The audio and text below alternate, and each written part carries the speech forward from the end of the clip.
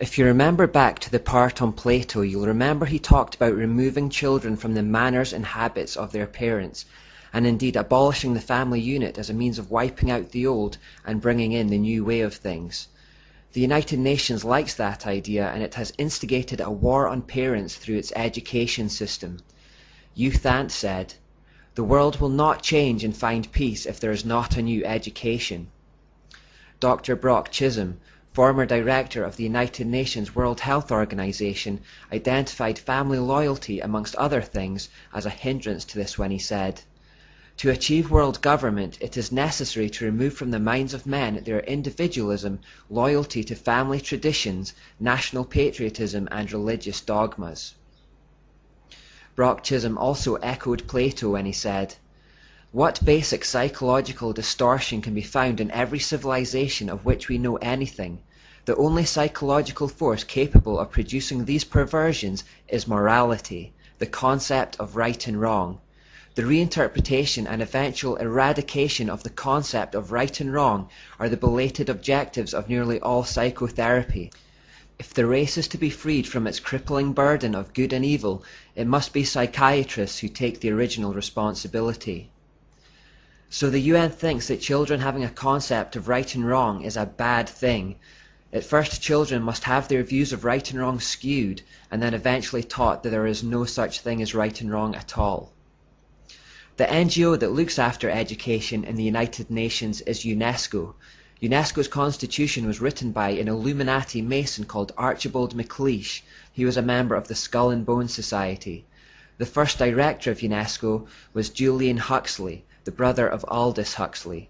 He was the 1962 Humanist of the Year and a member of the Communistic Colonial Bureau of the British Fabian Society. He was also a signatory on the Humanist Manifesto too.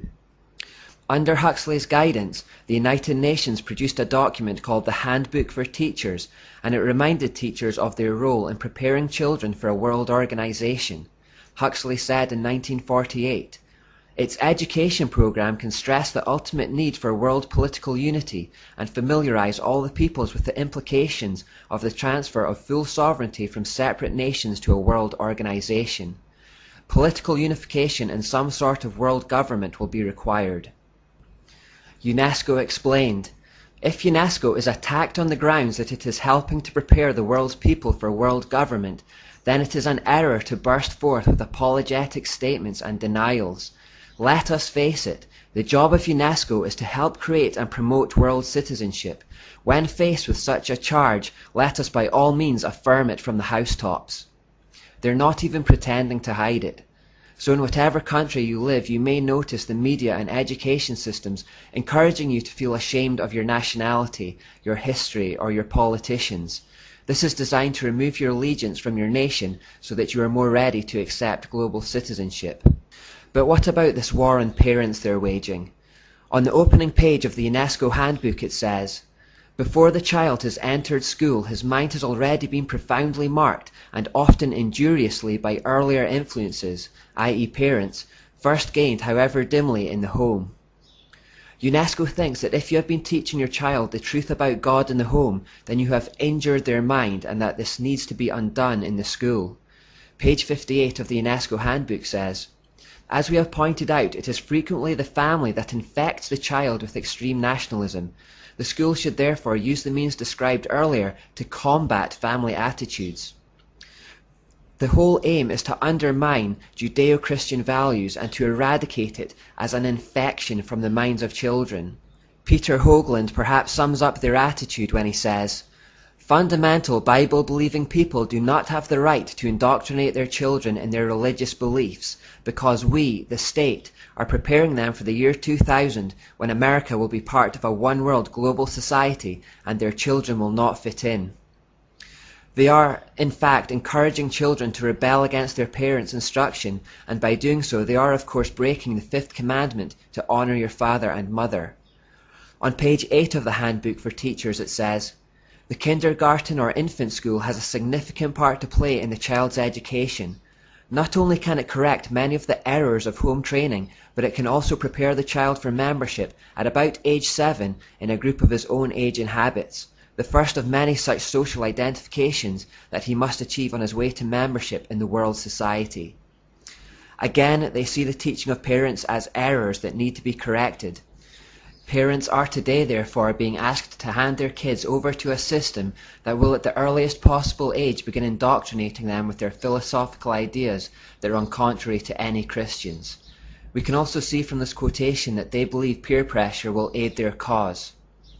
Today, because of the economic squeeze on average working families, along with the Lilith-inspired feminist movement, many mothers have either been taught to think of motherhood as something inferior to careerism, or have financially been left with no choice but to go to work and leave their child in the hands of others. This separation between kids and parents is good for the United Nations. Full destruction of family units, as prescribed by Plato, also helps their cause because it forces single mothers to work and leaves the family without a strong male figure, which research proves is very important to the health, happiness, and success of children as they grow up.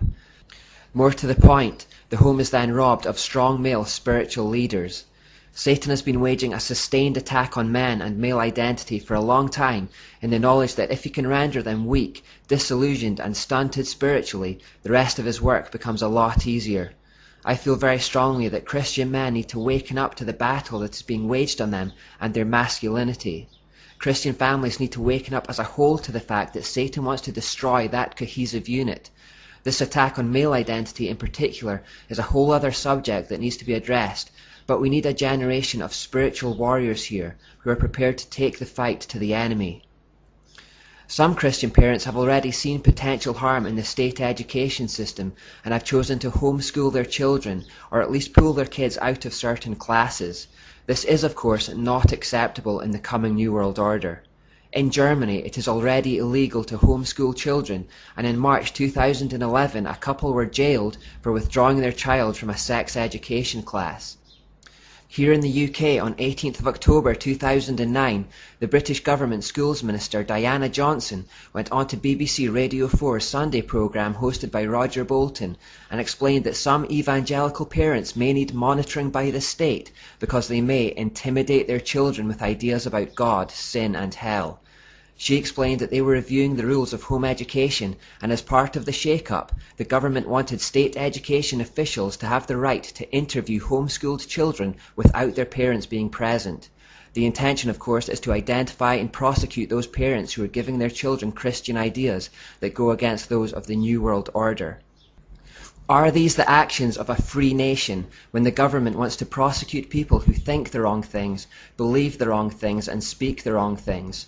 It seems to me we don't realise how dark things have become. So worried are the UK government that Christian parents could keep their children out of the system that they reviewed the homeschooling policy 3 times in just 4 years. Just a couple of months before that interview on the BBC, an American court ruled that a homeschooled girl aged 10 should have to start attending a state-run school because her views were deemed to be too Christian. Her mother's attorney stated that the court decided that the girl's religious beliefs are a bit too sincerely held and need to be mixed amongst other worldviews. Access to Christian ideas is not to be tolerated in the New World Order. Let's take the sex education issue in which the German couple took a stand as a little case study of where things are going. Back on October 16, 1969, the co-founder of UNESCO, Reinhold Niebuhr, undersigned an advert from the Sexuality, Information and Education Council of the United States, or SICUS for short. It read, "It is the position of SICUS that contraceptive services should be available to all, including minors, who should enjoy the same rights of free and independent access to contraceptive care as do others. It is the position of SICUS that the use of explicit sexual materials, sometimes referred to as pornography, can serve a variety of important needs in the lives of countless individuals."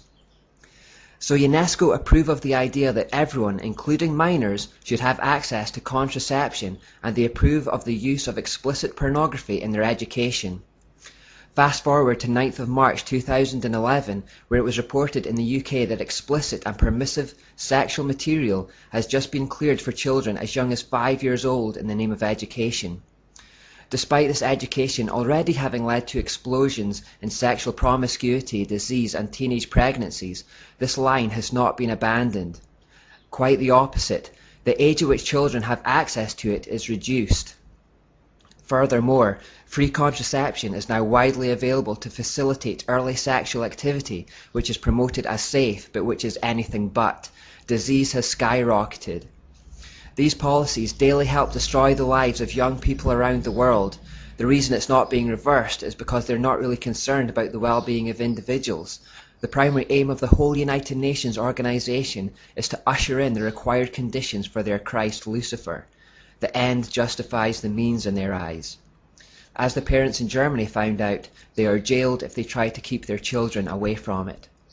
Huxley's UNESCO handbook even perpetuated the old ideas of eugenics, saying, "Thus, even though it is quite true that any radical eugenic policy will be for many years politically and psychologically impossible, it will be important for UNESCO to see that the eugenic problem is examined with the greatest care, and that the public mind is informed of the issues at stake, so that much that is now unthinkable may at least become thinkable."